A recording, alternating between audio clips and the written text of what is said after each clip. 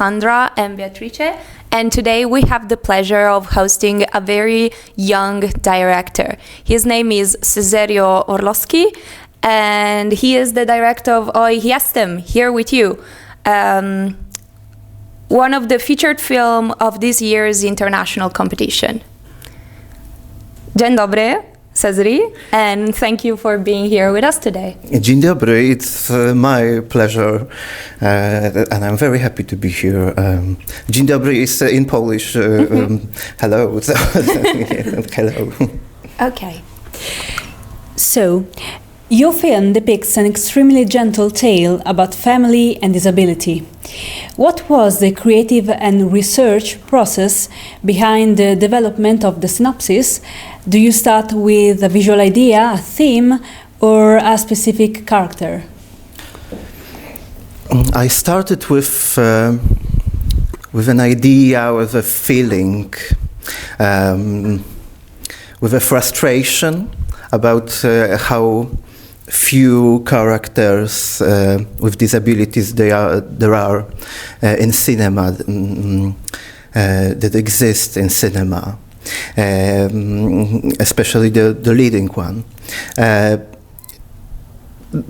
And when they are often seen through the lens of their disability. And I think it's something terrible. It really moves me when I thought about it for a second, and I wanted to create a simple story, very simple, like in a even childish-like way, to tell a story about first love, about first heartbreak, about everything that we are experiencing, like the same. And disability in my short film is like a characteristic, is like a skin color or hair color. Yeah, that was the idea, and followed by process of research and discussions. I was interviewing also many parents of people with Down syndrome, and I discovered their fear of death. Their fear of their own death, or the fear of the death of their loved ones. Almost, so it was so intensive that I thought that it must be a dark comedy. It must be I must tell a story about how we all, because it's something very universal, I think, focus on one thing and forgot about life. We focus on death and forgot about living. Thank you. That is very, very interesting. And also, I remember you stating that it's the first time in European cinema that intimacy coordinators are involved for people with disability as actors. My question is, were there any particular challenges or during the film process, either in working with the cast or in bringing your vision to life? As you said about the intimacy coordinators, yeah, there were Aleksandra Lemba and Kaja Kołodziejczak, and that's something I'm very proud of, but also something that triggers me. Like I feel an anger. It's a connected thing with the topic I shared with you on the first words of this interview. But we like past the more than 100 years of the history of cinema, and we are still afraid of showing people with disabilities having their first sex on screen. We are afraid of, because there were some fear about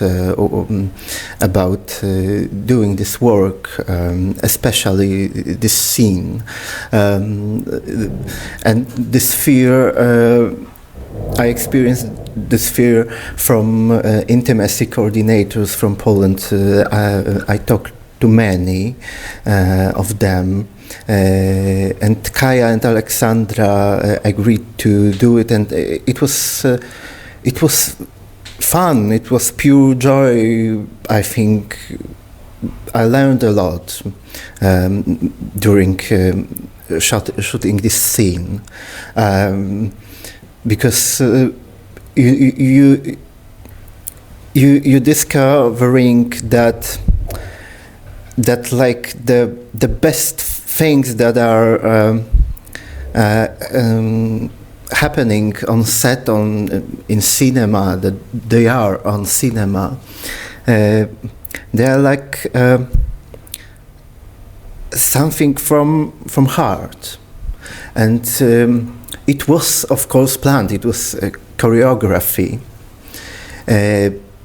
but it was like a pure joy to do this very pure scene. It's very like the first sex scene. I'm very proud of that, and it's also, of course, as we all here know, about funding problems and everything. But when you want to tell people an important story, I think you have to tell that story. Thank you. Would you like to keep discussing similar topics in your next production? If so, are there any themes or topics you are particularly drawn to? I think I'm always interested in telling a story about how we all obsessed on one thing and forgetting the other. I'm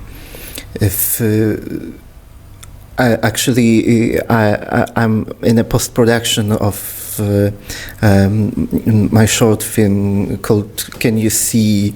That is connected with the topic of miracle on a kitchen window.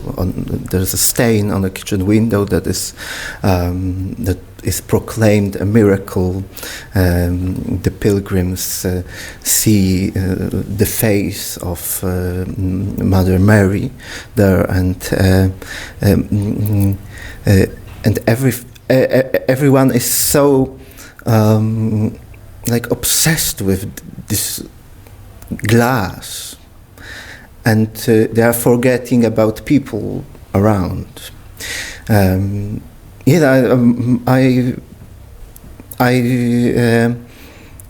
I think about it a lot in Venice, because I'm here for a few days, and I thought that it's a beautiful city that is always like between life and death, between thinking and enjoying its beauty.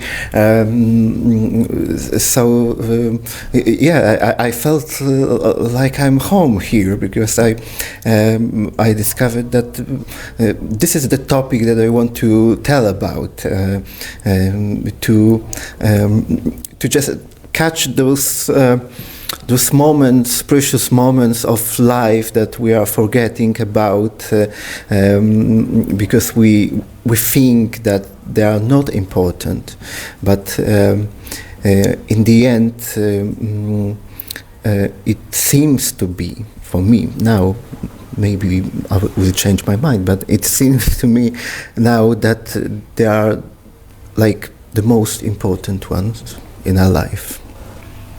All right, thank you. I really hope you're appreciating Venice and everything it can offer. My last question is a little bit more specific. So throughout the film, the red car is a recurring element that seems to accompany the relationship between Sandra and Berek. So what brought you to convey their relationship as such?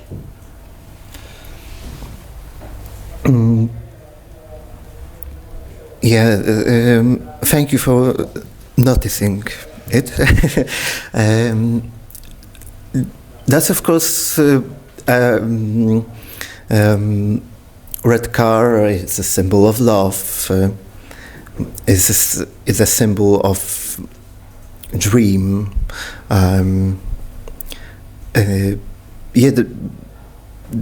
There, like at the end of the film, we are crashing this car, and the place.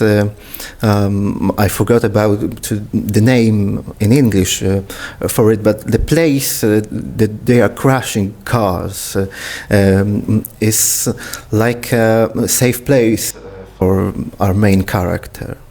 So it's like a field full with garbage, and in this field full with garbage, there is a table and a dinner and like a date. There is love. It's very much metaphorical story as well. We are living in times when, like, we are so overstimulated, and there are lots of trash in the world.